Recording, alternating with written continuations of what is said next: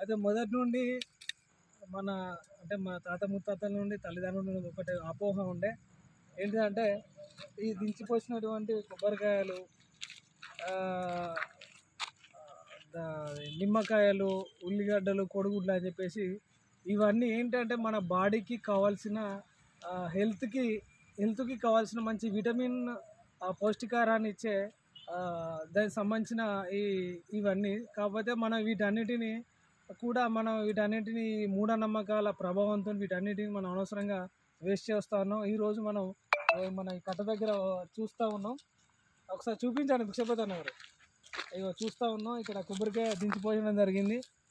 దీనికి సంబంధించి ఈరోజు మనం మీ అందరి సమక్షంలో ఈ కొబ్బరికాయ తీసుకొని మీ అందరి ముందే కొట్టి కొబ్బరి నీళ్ళు తాగడానికి నేను సిద్ధంగా ఉన్నాను. ఎందుకంటే ఇవన్నీ కూడా మన మూఢనమ్మకాలు, మన తల్లిదండ్రుల నుండి తాత ముత్తాతల నుండి కేవలం వీటన్నిటిని కూడా అగ్రకుల వర్ణాలు వీటన్నిటిని మనల్ని ఈ అనవసర విషయాల మీద మన అన్నిటినీ దృష్టి మరలించి మనల్ని జ్ఞానవంతులుగా వెళ్ళే దిశగా చేయకుండా చెప్పేసి ఇవన్నీ మనకు చేస్తున్నారు. కాబట్టి వీటన్నిటిని మన ఈ మూఢనమ్మకాల మీద నేను కూడా ఎంతో కొంత నా సహాయంగా నేను చేస్తూ ఇవన్నీ కూడా కల్పితం అని చెప్పేసి మీ ముందు నిరూపించడానికే ఈరోజు మన ఈ దించిపోసినటువంటి కొబ్బరికాయను మేము మీ అందరి ముందు కొట్టుకొని తాగడానికి రెడీ ఉన్నాను.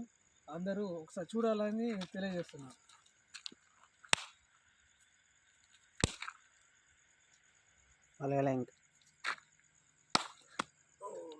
సారీ ఫ్రెండ్స్, దురదృష్టవశాత్తు మనకు ఓన్లీ ఆ కొబ్బరికాయ పలగొట్టిన కానీ ఓన్లీ కొద్ది నీళ్ళు మాత్రమే మిగలడం జరిగింది.